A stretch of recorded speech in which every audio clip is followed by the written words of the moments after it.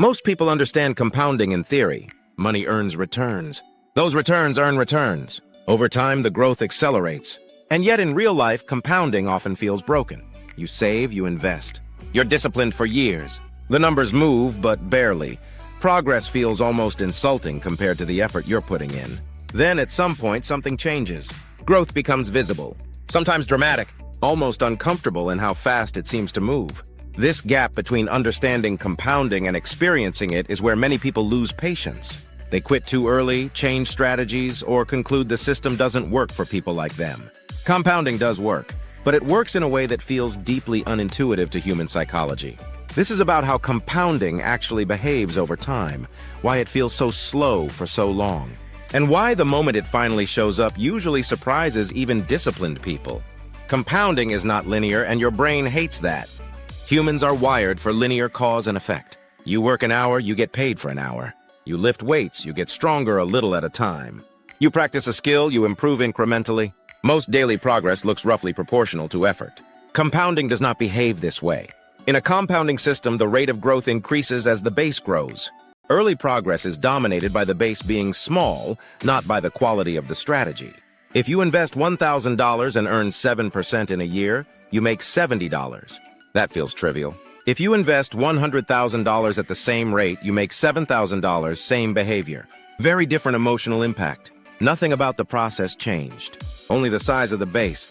This is why compounding feels like nothing is happening until suddenly it feels like everything is happening. Your brain wants steady, visible feedback. Compounding withholds it for a long time, then delivers it in a way that feels almost unfair. The early years are supposed to feel disappointing. Let's say you save $500 a month and invest it consistently. After 1 year, you've contributed $6,000.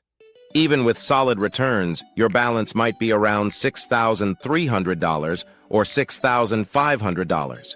That extra few $100s does not feel life-changing. It barely feels worth celebrating. After 5 years, you've contributed $30,000. Your balance might be $35,000 to $40,000. That's better.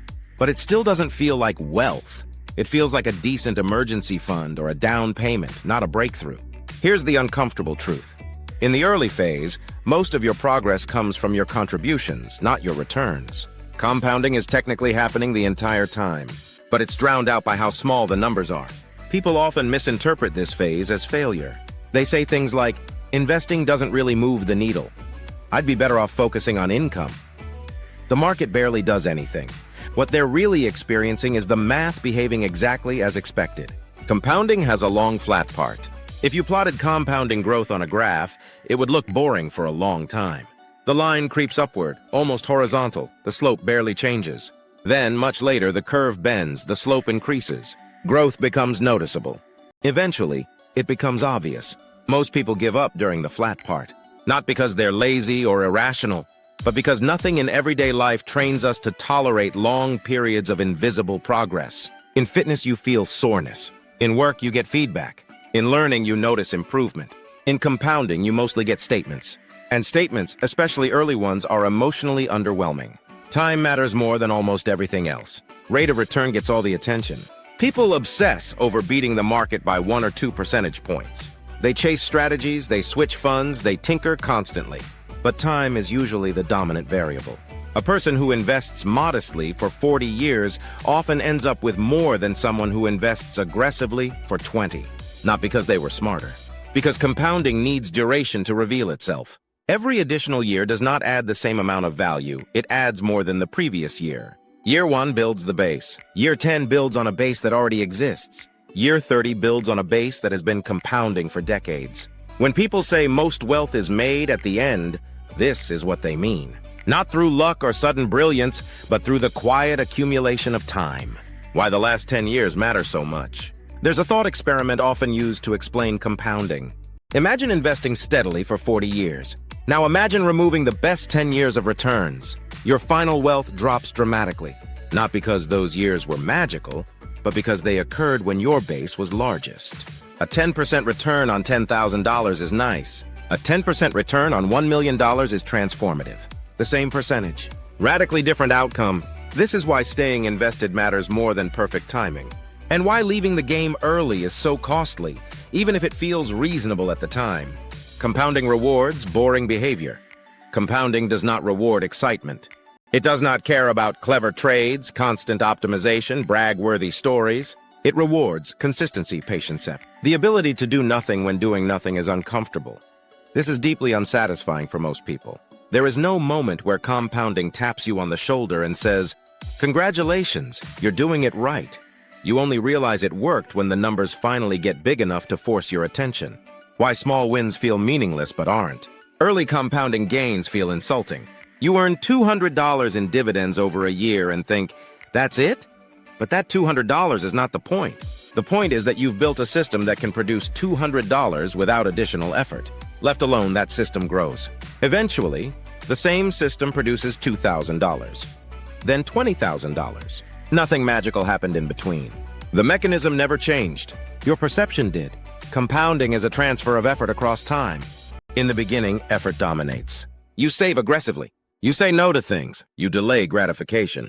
The rewards are small. Later, the effort drops. The rewards increase. This feels unfair in both directions. Early on, you feel overworked and underpaid. Later, you feel almost guilty for how much the system produces relative to your input. But that's the deal compounding offers. Front-load the discipline, back-load the results. Most people want the reverse. Why wealth feels sudden? When compounding finally becomes visible, it often feels abrupt. Balances cross thresholds. Annual returns exceed salaries. A single year's growth rivals what once took a decade of saving. From the outside, it looks like overnight success. From the inside, it feels disorienting. You remember how long it took to get the first $10,000, or $50,000, or $100,000. The speed at which later milestones arrive feels almost suspicious, but nothing sped up. You just crossed the part of the curve where growth becomes obvious. Compounding works beyond money. Money makes compounding visible, but the principle applies everywhere. Skills compound, relationships compound, reputation compounds. Early effort looks unrewarded. Later returns look disproportionate. Someone who writes consistently for years seems to suddenly have an audience. Someone who invests in relationships quietly seems to suddenly know everyone. The pattern is the same. Invisible progress, then visible momentum. The real risk is quitting, not starting wrong. Most people worry about doing compounding incorrectly. They worry about choosing the wrong fund, the wrong strategy, the wrong timing. Those things matter, but far less than people think. The biggest risk is stopping. Stopping resets the base. Stopping turns compounding back into linear effort. Consistency with a reasonable approach beats brilliance that can't be sustained. How to stay patient during the slow years. You can't hack compounding, but you can make it psychologically tolerable. A few ideas. Measure contributions, not returns, early on. Returns will disappoint you. Contributions are within your control. Use longer time frames. Annual noise hides compounding. Decades reveal it. Avoid constant checking. Watching small numbers fluctuate invites frustration. Remember what phase you're in.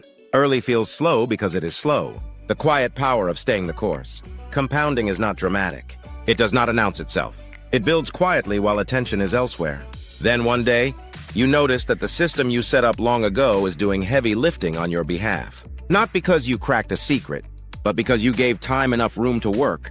The final misunderstanding. People think compounding is about making money faster. It's about making money inevitable, given enough time and restraint. The price of inevitability is patience. The reward is momentum that no longer depends on constant effort. Most never reach that point. Not because compounding failed them, but because they left before it had a chance to stop feeling slow. If compounding felt rewarding from the start, everyone would stick with it. The frustration is not a flaw, it's the filter. The slow years are the cost of admission.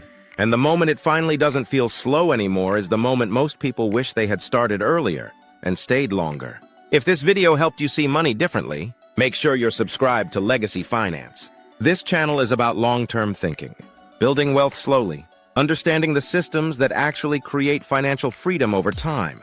Not hype, not shortcuts, and not get-rich-quick noise. New videos break down investing, compounding, mindset, and the decisions that shape real legacy wealth. If you want content that rewards patience instead of clicks, hit like, subscribe, and turn on notifications so you don't miss what's next. Your future doesn't change overnight, but the habits you build today decide everything.